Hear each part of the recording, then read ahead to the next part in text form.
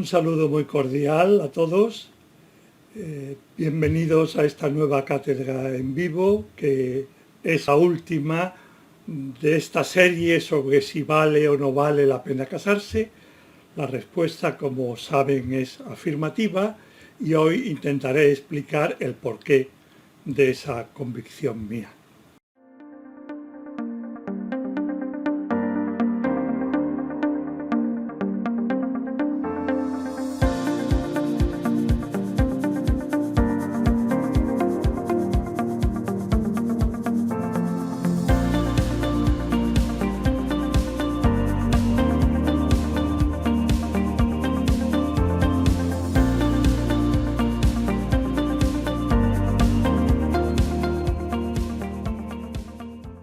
El punto de partida y el punto de referencia a lo largo de toda la exposición son unas palabras de Bismarck en respuesta a su esposa.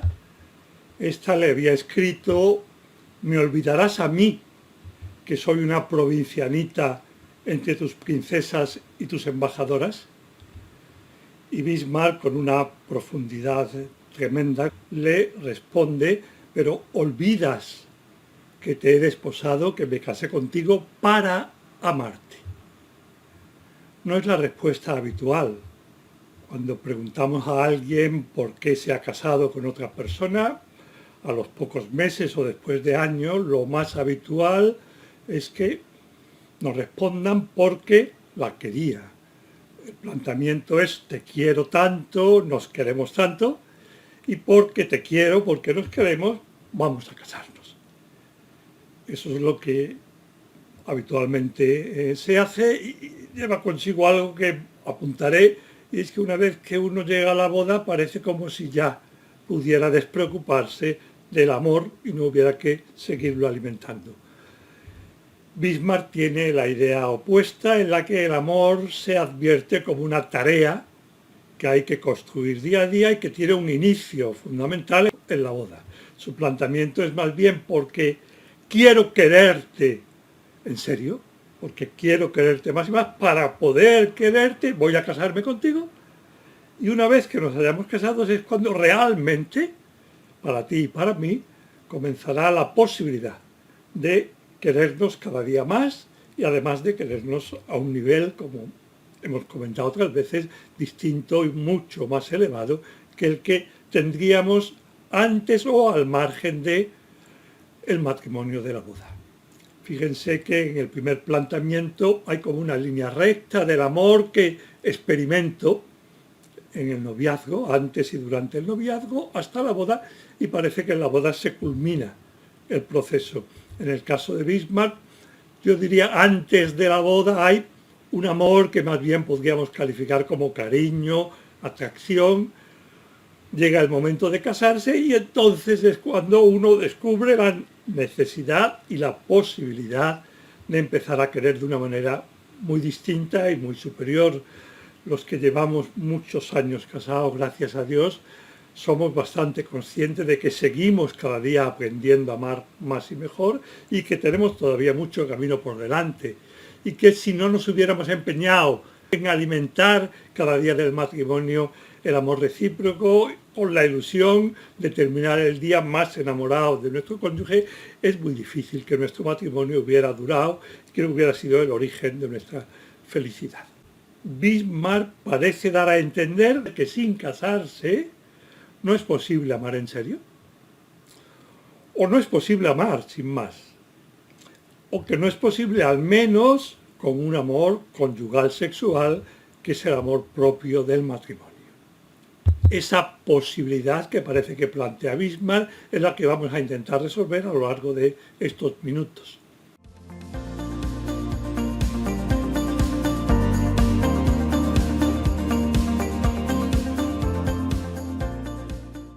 Con lo que nos enfrentamos, por tanto, es con lo que suele llamarse en términos técnicos el matrimonio natural, en el que lo importante no son los papeles o el derecho, el que se tome nota de nuestro enlace en el registro civil.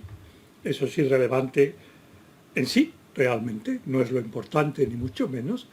Tampoco lo es la ceremonia o la celebración, donde muchas veces se centra la atención en el momento actual, ni tampoco lo es siquiera, tal como yo lo quiero plantear, el sacramento. No porque yo no crea en él, sino porque pienso que hay algo antes, por decirlo así, que es previo y que es fundamento del sacramento y que conviene reflexionar y entender mejor qué es lo que ocurre, insisto, al margen de papeles, ceremonia y sacramento, gracias a ese acto de libertad, profundísimo, libertad de amor, por el que los contrayentes se entregan mutuamente su persona en lo mejor de esa persona, que es precisamente la capacidad de amar, y en este caso la capacidad de amar como varón y como mujer, poniendo en juego hasta el final su condición masculina y su condición femenina. Y hemos visto el matrimonio como acto de libertad, por tanto, recuerdo aspectos que hemos visto a lo largo de las cátedras y muy en particular en las que llevaban el mismo título, y es que la libertad no es algo estático, una especie de depósito de energía que está ahí y de la que yo echo mano cuando me parece oportuno, sino que es algo que crece o decrece y se configura de un modo u otro en función del uso que voy haciendo de ella. En concreto, la libertad humana está llamada a crecer y a desarrollarse. Yo distinguiría dos aspectos, es lo mismo, pero creo que ayuda a verlo desde dos perspectivas: a crecer, o sea, a aumentar esa energía que yo tengo y de la que dispongo para ir tomando decisiones e ir creciendo como ser humano. Esa energía no puede quedarse en el mismo nivel que tenía a los 2, 3, 4 años, donde las decisiones que tenía que tomar eran decisiones mínimas y en las que bastaba muchas veces el gusto, el atractivo, conforme va pasando la vida, conforme yo voy haciendo una persona adulta. Los retos a los que tengo que enfrentarme son retos de mucha mayor envergadura y, por tanto, si yo no he hecho crecer mi libertad, voy a estar incapacitado para tomar esas decisiones. Pero no se trata solo de hacerla crecer. Uno puede tener más libertad y seguir siendo un poco infantiloide. La libertad tiene que crecer y al mismo tiempo tiene que madurar o tiene que mejorar. La libertad humana siempre dispone de el mínimo que yo califiqué con una terminología bastante al uso como libre albedrío, que es la capacidad de querer o no querer, y cuando es el caso de querer esto o aquello. Pero la libertad humana va madurando y va mejorándose en la medida en que yo voy siendo capaz de querer y hacer lo bueno, y solo lo bueno, y además de querer y poder hacerlo con más facilidad, sin posibilidad de equivocarme y disfrutando al hacerlo. La libertad plena, la libertad madura, es la capacidad de querer y hacer bien el bien. Querer y hacer bien el bien, que siempre es el bien de los demás y de rebote es el bien nuestro, y eso es lo que con una sola palabra, que es en mi opinión la clave para entender y vivir una existencia humana lograda, es amar.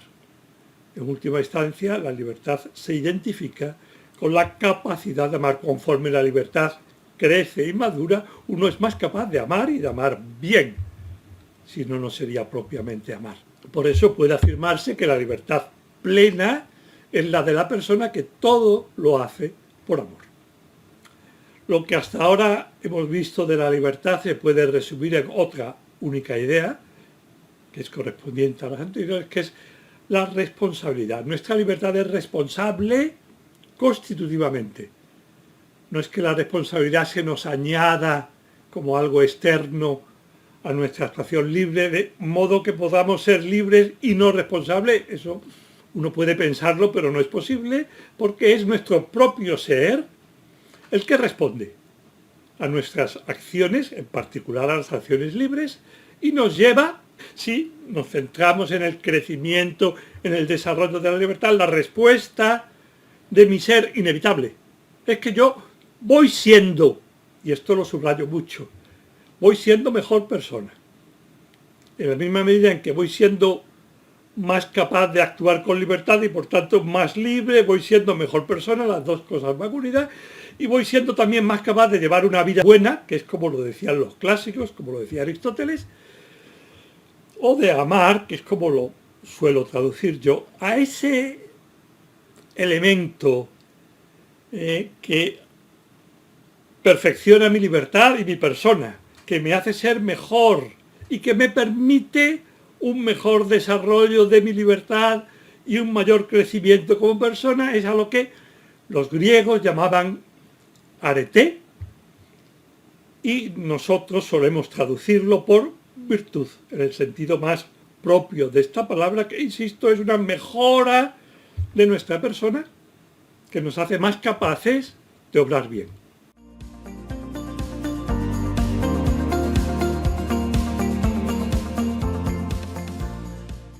La virtud no es solo ni sobre todo, como a veces lo entendemos, una buena costumbre, fruto de la repetición de actos.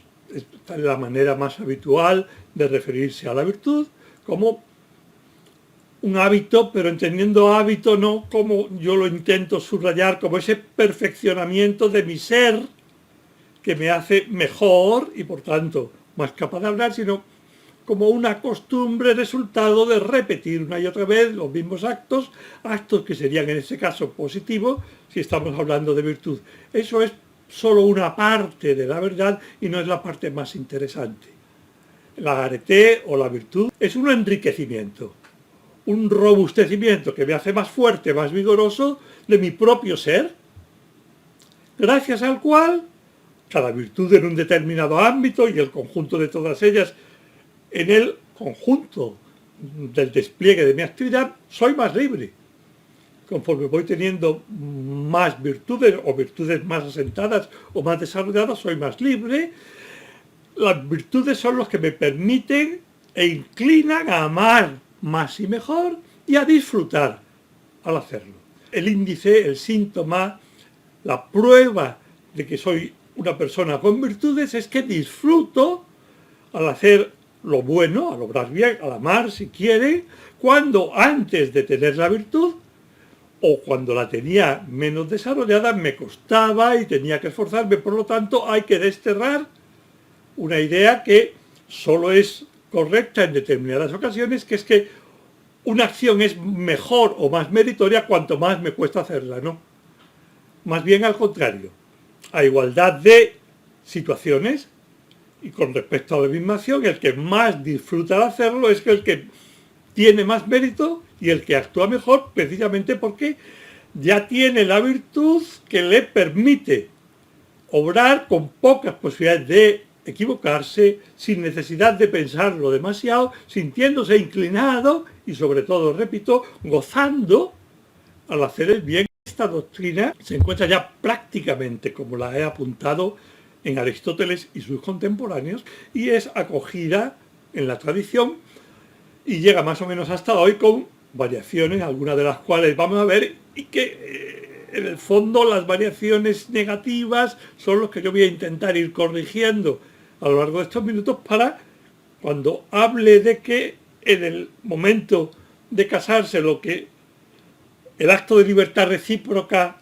logra es el surgir de una nueva capacidad, una nueva virtud, no tengamos una idea equivocada de lo que es la virtud y por tanto de lo que sucede cuando libremente nos entregamos toda nuestra capacidad de amar. Si insistimos demasiado en la repetición, que suele ser lo más sencillo, lo más fácil de entender, lo que se suele explicar, pero si insistimos demasiado en la repetición de actos, ¿qué es lo que sucede?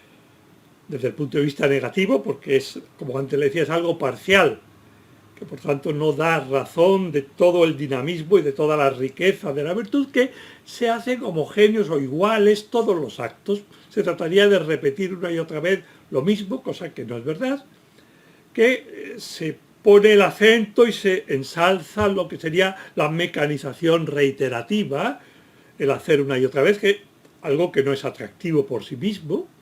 Y de hecho no hay un crecimiento en la virtud si yo hago un acto igual al anterior, sino que solo crezco en virtud si ese acto lo hago con más amor.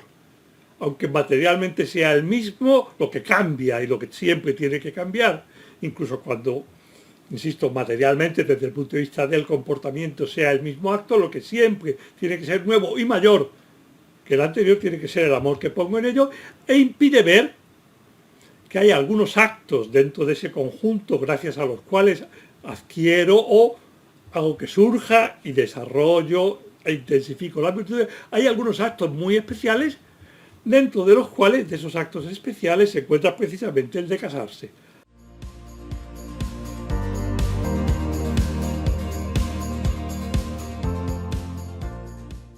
Entre esos actos especiales hay algunos a los que yo llamo actos detonantes o detonadores de una actividad, de una destreza, de una virtud. Actos que señalan un antes y un después, que no son actos como los demás con los que yo puedo ir siendo un poquito más generoso, sino que son actos muy sustantivos, actos muy importantes, actos que, por decirlo así, recapitulan todo lo anterior, lo traen, lo hacen presente y relanzan mi capacidad de obrar a un nivel distinto, y que son actos, en muchos casos, muchos, imprescindibles. De momento, lo normal sería que ustedes no hayan entendido a qué actos me estoy refiriendo, no importa.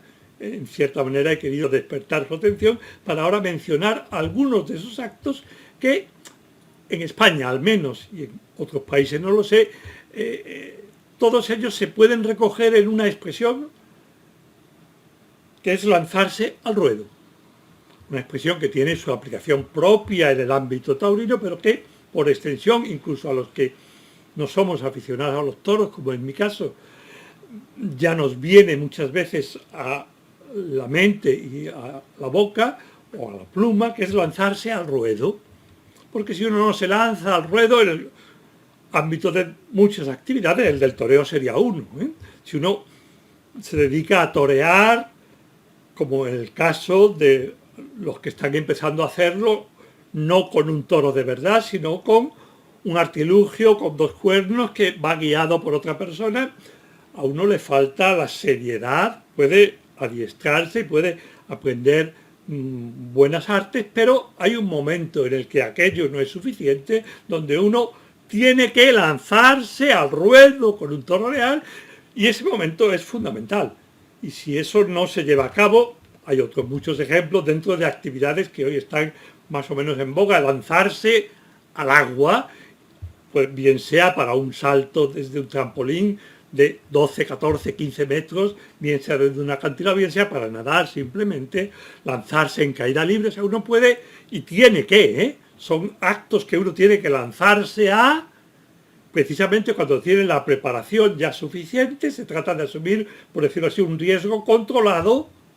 Yo ya sé lo suficiente para manejarme en caída libre porque me he entrenado de la manera adecuada, pero si no me lanzo nunca de veras, igual que si nunca empiezo a torear con un toro de veras, todo lo que he aprendido se queda ahí. Es preciso lanzarse, lo mismo, hablar en público, lanzarse a declamar, si es el caso, en el teatro. Hay miles de actividades que tienen como un punto, que a veces se llaman el bautismo de sangre, coger un coche de carreras de veras, no simplemente estar entrenando, sino hacer carreras reales, en casi todos los ámbitos de la vida, pero sobre todo en los deportivos. Esto se ve de una forma muy clara. Hay un momento en el que yo ya me he preparado lo suficiente y tengo que dar un paso importantísimo, sin el cual no sería posible la adquisición de una destreza, si se trata de hablar en público, si se trata de caída libre, o de una virtud, si se trata de empezar a sonreír cuando estoy cansado, cuando estoy molesto, o empezar a ser amable con una persona que me carga, que me cae mal, pero que yo me doy cuenta delante de mi propia conciencia o delante de Dios, de que no puedo seguir poniendo mala cara siempre que me la encuentro, y es necesario que yo, además de prepararme por dentro, me lance y yo mismo me acerque a esa persona y empiece a tratarla ya con la sonrisa, con los buenos modales. Quizás tenga que cortar al cabo del cuarto de hora y volver, pero si yo no me lanzara, no cuaja esa destreza, no cuaja la virtud, si es el caso de una virtud. Estos actos detonantes, detonadores, o como queramos llamarlos, a los que me he referido, no son actos aislados de los precedentes. Y si yo me lanzara en caída libre sin haber tenido el entrenamiento suficiente, sería un imprudente y probablemente me matara, porque no sabría qué hacer. Si se trata de convertir aquello en parte de nuestra profesión, tenemos que tener el entrenamiento necesario, porque ese acto de lanzarse al ruedo, bien sea en el caso del toreo o empezar a hablar en público, supone una preparación previa, incluso un ensayo delante de personas amigas que te ayuden y te corrijan. Si en los actos anteriores el ponerse directamente a desarrollar esa actividad sería inútil, pero al mismo tiempo son actos que no pueden omitirse. O sea, yo no puedo pretender saber torear hasta que me lance realmente delante de, primero quizás una vaquilla, después un toro embolado y después un toro real. Un ejemplo muy distinto que les ocurrirá a los que nos dedicamos a trabajos intelectuales. Una persona está preparando un trabajo de investigación y tiene que acabar poniéndolo por escrito. El director de tesis tiene, entre otras, la función de decirle: ahora ponte ya a redactar. Porque según el modo de ser de cada uno, unos pueden lanzarse antes de tener la preparación, con lo cual embocan un camino equivocado y luego la rectificación es muy difícil, o no lanzarse en ningún momento y pensar que no están todavía preparados y aquello se hace eterno. La preparación previa es importante, pero si yo no asumo en todas estas actividades y este tipo de actos a lo que me estoy refiriendo, casi todos tienen en común que yo asumo un riesgo. En el fondo es el riesgo de la libertad. Asumo un riesgo controlado. En el caso del matrimonio, claro que es dar el paso, que asumo el riesgo de unirme a una persona durante toda mi vida con el propósito de amarla más y más cada día y de ayudar a serla feliz y de acoger su amor. Es necesario los actos previos a través de los cuales yo voy aprendiendo a amar, pero es necesario también asumir ese riesgo de lanzarme al agua, si quiere. Lanzarse al agua, si no, no se puede uno empezar a nadar y sería la pretensión de amarse como si uno estuviera casado. Pero sin casarse es como el intento de aprender a nadar en seco. ¿Ya? No hay manera de aprender a nadar en seco. Por mucho que te expliquen cómo hacerlo, o tú te lanzas al agua y asumes el riesgo de la posibilidad de tragar agua, e incluso en algunos casos de ahogarte. Si no asumes ese riesgo, no estás nunca en la situación real, que es lo que en cierta manera señalaba Bismarck. Hasta que yo no me caso, no puedo empezar a amar como aman los cónyuges. Es imposible. Es un como sí. Y luego lo veremos. Tener relaciones al margen de no tiene nada que ver con tenerlas como dentro de el matrimonio, precisamente por ese acto de entrega recíproca que nos cambia. Y en lugar de ser ya novios, somos marido y mujer, somos esposos, somos personas capacitadas para empezar a. Entonces habrá que alimentar ese amor, que ya es un amor distinto, y habrá que alimentarlo día a día para hacerlo crecer, porque, y esta es la clave para los que ya están casados, porque si no lo hago crecer, lo mato. Pero puedo empezar a hacerlo crecer una vez que ya, por decirlo así, ha germinado la planta. Y la planta germina, se incoa, nacen esas hierbecillas primeras en las cuales nunca habría flores ni frutos porque no había planta, precisamente en función de ese acto detonante, que es un acto de libertad recíproca, con el que asumo el riesgo gozoso, pero riesgo de dedicar toda mi vida, fundamentalmente, a querer, en mi caso fue a Lourdes, en el de Lourdes a mí, con todas las consecuencias que ese amor y el incremento de ese amor lleve consigo.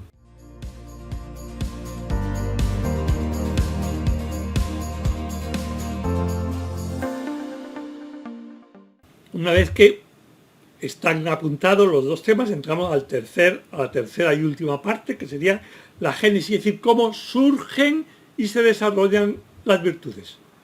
Ya he insinuado, y luego lo veremos con un poco más de detenimiento, que precisamente lo que se incoa, lo que surge, lo que florece, lo que germina más bien, en el momento de casarse, como fruto de la libertad, como respuesta de mi ser a ese acto libérrimo de amor, por el que me entrego, lo que surge es una virtud, entendiendo virtud como una capacitación que me hace posible empezar a amar a esa mujer, no a otra, a esa mujer a la que yo he entregado y de quien he recibido toda la capacidad de amar. La virtud, obviamente, no me hace capaz de amar a cualquier mujer, sino precisamente a aquella, Lourdes en mi caso, a la que yo le entregué mi capacidad y recibí. Y el vínculo jurídico es el poner por escrito el hecho de la transformación que hemos generado nosotros dos en nuestro ser, de manera que el ser de Tomás está ahora inclinado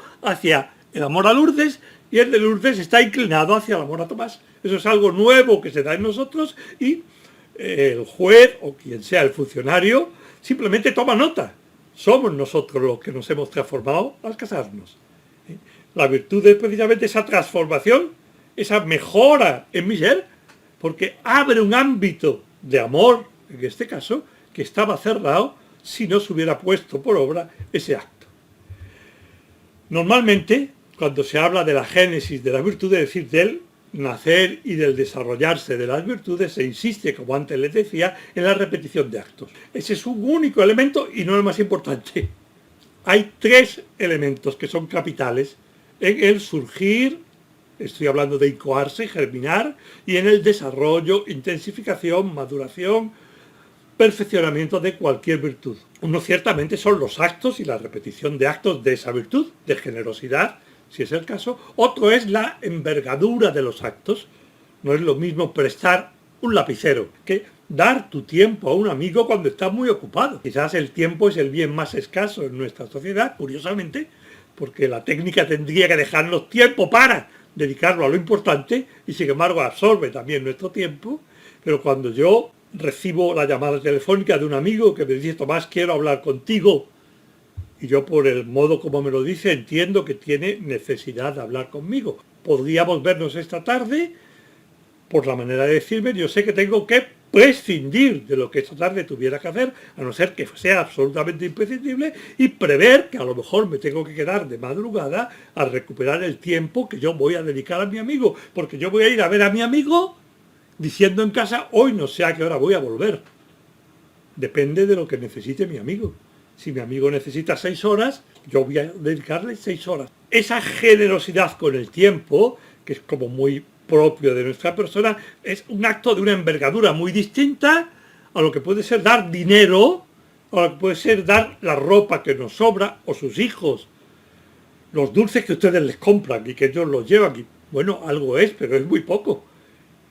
Es algo muy distinto de dar, en última instancia, nuestra propia persona de un modo u otro. Y tercer elemento, actos que pueden ser de más o menor envergadura. La envergadura también importa, y sobre todo importa el amor con que se realizan. O sea, lo más determinante para el surgir o el crecer de una virtud es el amor con el que se realiza. Yo solo crezco en virtud si al realizar un acto de esa virtud lo realizo con más amor de los que haya realizado hasta ese momento. Si es con el mismo o con menos amor, no crece la virtud. Entonces, estos tres elementos pasan todos ellos por uno que es clave y en el que quiero insistir porque pienso que es muy claro y no se suele hacer, que es el amor. Cualquier virtud solo es virtud si aquello que yo logro, sonreír, puede ser el caso, atendiendo y dejando de un lado aquello que me ocupaba en aquel momento, bien sea físicamente o bien sea mentalmente. Pero si viene un hijo mío a contarme algo, procuro dejar de lado lo que yo estuviera desarrollando interiormente y atiendo. Trabajar cuando no tengo ganas. ¿Se define la virtud? No por la facilidad con que lo hago, ni por la soltura, ni por la perfección externa con que lo hago, sino por el amor que pongo al hacerlo. El amor reclama la excelencia, ¿eh? O sea, si hay mucho amor, procuraré prepararme para hacerlo lo mejor posible, pero lo definitivo es el amor.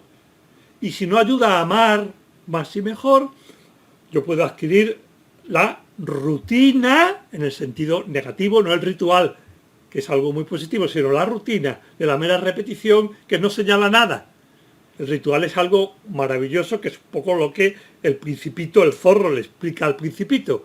el ritual de repetir los mismos gestos, que se hacen muchas veces en el matrimonio o en el noviazgo, unos gestos que apuntan y van preparando para algo donde culmina. Pero si no hay una culminación de amor, eso es la mera rutina, o puede ser peor que la rutina, puede ser la manía o el perfeccionismo.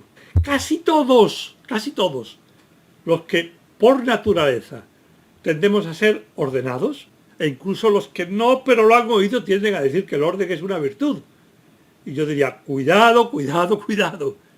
El orden es una virtud cuando facilita la convivencia. O sea, si el hecho de que tú hagas las cosas de un modo determinado y a un momento determinado del día es algo que facilita el que los que te rodean estén más a gusto, eso es una virtud. Si por el contrario, para que estén a gusto, yo tengo que romper mi orden y saber tener cintura para atrasar una actividad y dejarla para más adelante, la virtud, en este caso, es, entre comillas, ser un poco desordenado. No es la manía de que las cosas estén en su sitio. Las cosas deben estar en su sitio porque eso facilita el encontrarla, facilita el trabajo, pero no porque no me lo saquen de su sitio.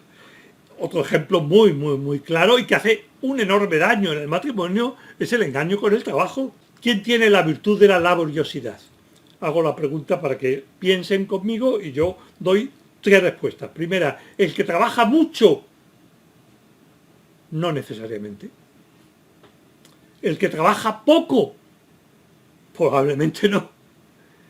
El que trabaja lo que tiene que trabajar y en el momento en que tiene que hacerlo. Y además, no buscando el propio beneficio solo, ni el propio quedar bien, ni el crecimiento del ego, sino buscando el bien de quienes trabajan conmigo y de los destinatarios de mi trabajo. O sea, la laboriosidad es virtud cuando mi trabajo está enfocado, todo él, al bien de los demás. Y no es virtud, sino todo lo contrario, cuando, por ejemplo, me lleva a descuidar la atención a los hijos. Si uno pone la excusa de que tengo mucho que trabajar y eso hace que eluda unas obligaciones familiares que pueden ser también el estar, lo que recomiendo y me han oído muchas veces porque creo que es fundamental, una tarde a la semana o parte de ella tiene que estar dedicada al propio cónyuge para quererse. No se dedica a qué, a quererse mutuamente. Y entonces vamos haciendo crecer lo que más importante en nuestra vida. Si falta el amor, si el amor no es el punto de referencia, no hay virtud. Por mucho que se repitan actos, habrá entonces rutina, o habrá manía, o habrá perfeccionismo, pero no hay virtud. Y esos 3 elementos son inversamente proporcionales. Si la envergadura del acto es poca y el amor que pongo es poco, para conseguir la virtud necesitaré muchos actos. Es muy difícil conseguir ser generoso prestando lapiceros. En nuestra cultura occidental todos tenemos mucho más de lo que necesitamos de herramientas de trabajo y además nos obligan, si nos descuidamos, a cambiarla constantemente. Si, por el contrario, hay actos de más envergadura y hay más amor, el número puede disminuir. Cuando la envergadura del acto crece y es difícil hacerlo si no crece el amor, el número puede disminuir y con menos actos se consigue más pronto la virtud. Pero si la envergadura es mucho mayor todavía y sobre todo el amor con que lo hago es un amor enorme, el número puede decrecer. Y si esto, que creo que es fácil de entender y no me quiero alargar, aunque hay que pensarlo luego y buscar cada uno ejemplos en su vida.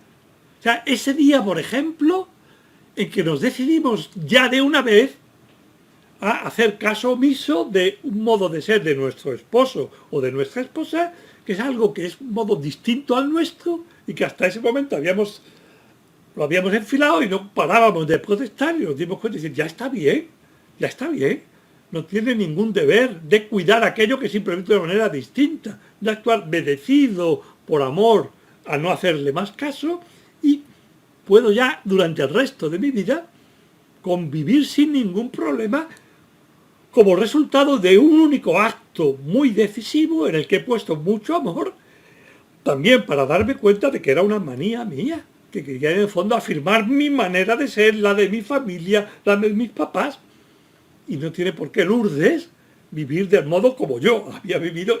Podríamos poner los mismos ejemplos con el hijo. O sea, el hijo no tiene por qué ser a nuestra imagen y semejanza. Y tenemos que saber promover su modo de ser, siempre que sea bueno, aunque no nos guste. Hay momentos en los que uno se da cuenta de esto, sobre todo si está atento. O después de una conversación con el esposo o con la esposa en relación con hijos, tienes toda la razón. Me empeño en corregir algo que no hay por qué corregir.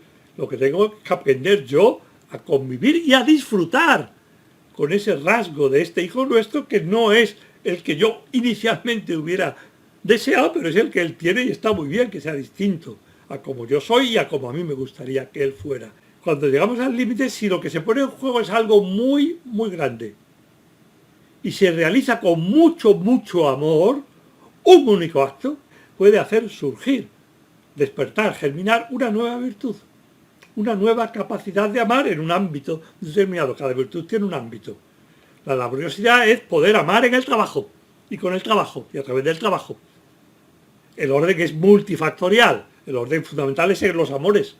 Una persona ordenada no es la que tiene cada cosa en su sitio, sino la que ama más y mejor a quien más merece ser amado, que en el plano en general es Dios y en el plano humano es normalmente el propio cónyuge. Y la que deja el mejor tiempo a aquellas actividades que son las más relevantes, las más decisivas para su vida. Si uno tiene que rezar y entrevé que hay una actividad que le va a llevar mucho tiempo y le va a dejar muy cansado, tiene la prudencia de rezar antes, porque si no, eso que es fundamental para desarrollar su vida interior, no lo va a poder hacer bien. Si no puede, lo hará como sea posible. Pero la cuestión es ese amor que te lleva a darte cuenta de que si no lo adelantas, probablemente hoy vas a estar de cuerpo presente y cabeza ausente. Y eso no es buen modo de estar con tu hijo. He puesto el ejemplo de oración, pero puede estar con tu hijo, etc. ¿No? O sea, surgir de una nueva capacidad de amar, de un solo acto, y esto es lo que ocurre en la boda. La grandeza del casarse, de esa recíproca entrega de la libertad, es porque al casarnos entregamos lo más grande que tenemos, yo diría lo único grande que tenemos, que es nuestra propia persona. O sea, comparado con la grandeza de nuestra persona, todo lo demás es muy poca cosa. Por eso el valor, la valía de aquello que entregamos o hacemos es el valor de nuestra implicación en esa entrega. Si nosotros hemos metido cabeza y corazón para estar pendientes y tener ese detalle, eso tiene mucho valor, porque nuestra persona ha estado muy implicada, al margen de lo que cueste desde el punto de vista material.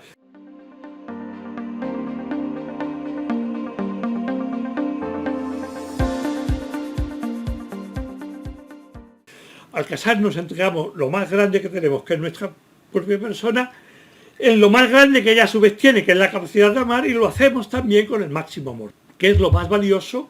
Es nuestra propia persona, pero nuestra propia persona, fíjense que lo que yo entrego en el momento de la boda es mi persona, pero ¿en cuanto qué?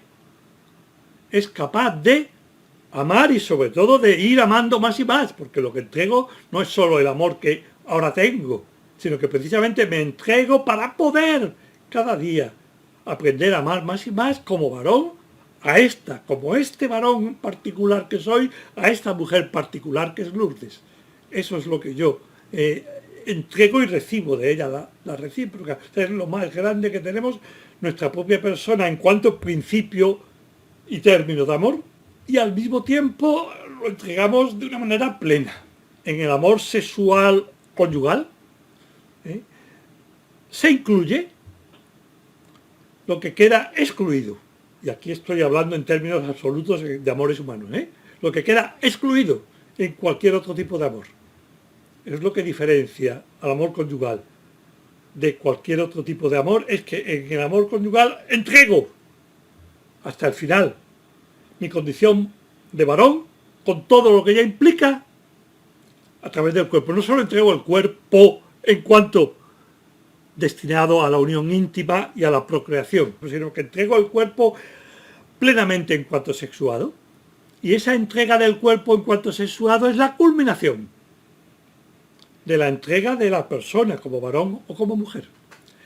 Esa entrega de la persona es la que realizamos precisamente al casarnos, la que tiene lugar en el momento en que nos decimos formalmente el uno al otro, preparados por actos previos, por conocimiento mutuo, pero hay un momento claro en el que nos decimos sí, acepto toda tu capacidad de amar y te entrego toda mi capacidad. Ahí nos entregamos como varón y mujer, y esa entrega no se hace realmente plena hasta que se completa con la entrega de los cuerpos que se unen íntimamente, abiertos a una posible procreación. El cuerpo, en ese sentido, en cuanto sexuado, se entrega como culminación, como completamiento, como complemento de la entrega de la persona, y en ese sentido supone la entrega de la persona y vehicula esa entrega. O sea, esa entrega que yo hago en la iglesia se acaba de consumar por primera vez. Será a lo largo de toda la vida, pero por primera vez es plena en la primera unión íntima que tengamos ambos. Si yo no he entregado mi persona, si no he entregado toda mi persona, y entregar toda mi persona con el cuerpo en cuanto sexuado, solo puedo hacerlo a una sola persona. En cuanto lo hiciera a más de una, no sería plena, porque lo material solo puede ser tenido por una sola persona plenamente. Si no hay la entrega plena, en ese acto de libertad maravilloso, el cuerpo no tiene nada que vehicular, y eso no puede ser en sí un acto de amor, aunque subjetivamente uno piense que lo es. Ahí la realidad no es lo que uno piensa, lo que uno desea, lo que uno quiere. Hay aspectos objetivos de la realidad. Cuando hablo de la sexualidad, esto lo explico con mucha más calma. Ahora simplemente les hago ver el ejemplo que suelo poner. No basta que yo quiera con todas las ganas y con una magnífica intención clavar un clavo si lo que intento utilizar es una esponja. La esponja no sirve objetivamente para clavar el clavo. Es independiente. O sea, hay gestos y actos que son capaces de servir de complemento y de vehículo a la entrega de la persona, y otros que no. El de la unión íntima es el más específico. Ese sería un aspecto que me parece que es importante. Si no hay el acto de casarse, yo no soy capaz de amar sexualmente, en el sentido pleno de la expresión, a una mujer. Porque mi cuerpo no puede ser vehículo y complemento de una entrega que no es realizado. No estoy capacitado, no es posible. Y ahora viene el otro aspecto, que es el acto de amor con que nos entregamos en el momento de decirnos ese sí, que es una manera muy habitual de hacerlo. El amor con que se entrega es un acto de amor peculiar y único. No es necesariamente en un sentido el mayor. Si yo me caso, no es para vivir como cuando éramos novios. Gracias a Dios, yo ahora, después de muchos años de casado, sé querer muchísimo mejor que cuando era novio de Lourdes. Pretender quererla ahora como cuando era novio es retroceder al pasado ancestral y es no haber entendido precisamente lo que dice Bismarck. Y es que uno se casa para poder empezar a amar en serio, entre otras cosas porque uno ya no tiene el peligro de perder, no tiene que ocuparse de, sino de querer, porque quiere querer cada día más a la otra persona, pero no por una especie de guillotina que si no me cae, porque se me marcha, sino porque es mi proyecto vital, es lo que me hace más ilusión, aunque a veces me cueste. Son compatibles perfectamente hacerlo con ilusión y gozando, y que cueste esfuerzos en algún momento. No es, decía entonces, el mayor, pero es único porque engloba, en cierto modo, todos los actos de amor que yo voy a tener con relación a Lourdes, e incluso con respecto a mis hijos, que han nacido de nuestro amor recíproco, e incluso mis nietos, y podría seguir por ahí, porque es así, ¿eh? Y todo lo que pensemos en esa línea nos hace caer en la cuenta de lo peculiar y lo único y lo trascendental que es esa entrega recíproca, fruto de la libertad, al margen del derecho, de la ceremonia y del sacramento.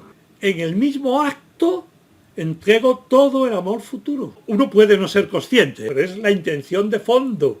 O sea, no solo ese camino que de hecho yo ya he recorrido buena parte de él, por mucho que viva, ya he recorrido más de la mitad del camino. Y lo he recorrido en una línea, más o menos quebrada, más o menos dando retrocesos y avances, es una.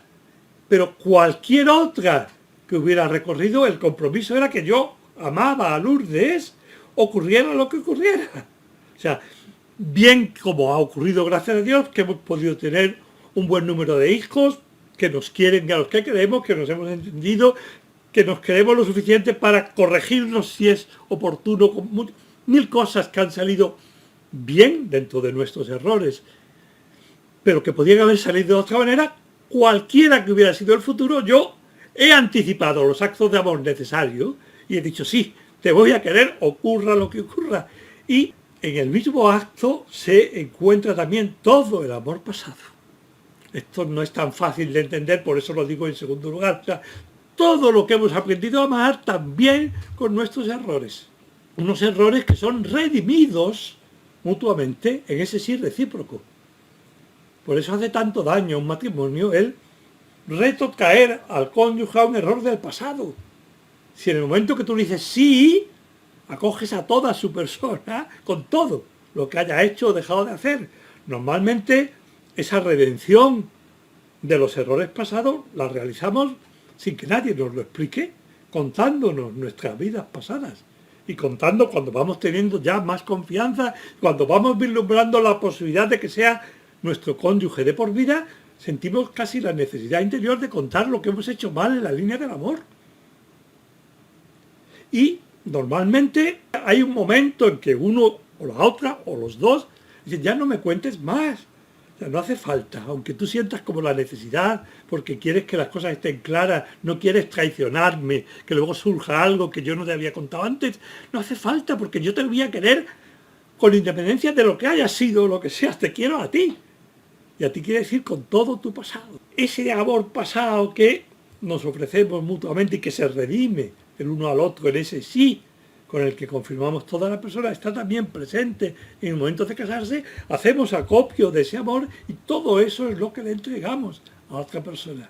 Si atendemos por un lado a lo que antes decía, de momentos o actos, en un momento que son actos detonantes sin los cuales no se asume un riesgo controlado y uno se lanza y entonces puede empezar a un acto detonante y al mismo tiempo un acto de virtud en donde lo radicalmente importante no es tanto el número, sino es la grandeza de lo entregado y la intensidad y también la grandeza del amor con que se entrega.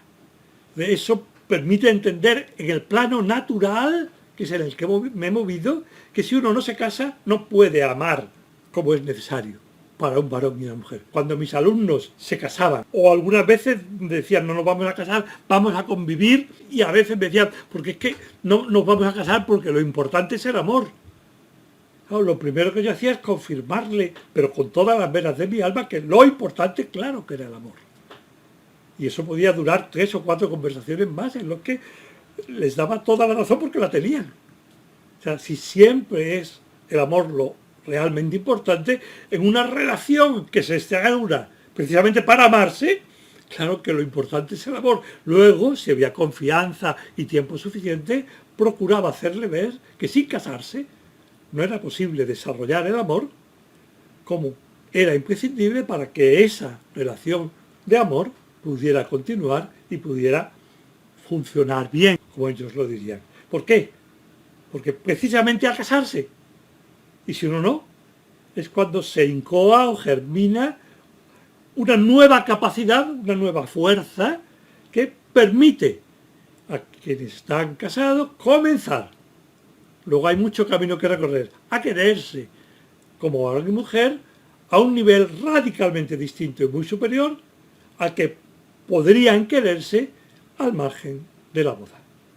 Llegados aquí, como de costumbre, agradezco muy sinceramente que hayas aguantado hasta el final. Te recuerdo que puedes encontrar más información sobre estos temas en la web de Tu Familia y mucho más amplia y honda en los cursos que ofrecemos desde ella. Si el vídeo te ha interesado y quieres seguir recibiendo información sobre nuestras publicaciones, te sugiero que te inscribas al canal y actives la recepción de notificaciones con las novedades. Y ya puesto, si te parece, podrías darle al like, así nos ayudas a llegar a más personas e incluso compartir el vídeo con algunos de tus amigos. De nuevo, gracias y un gran abrazo.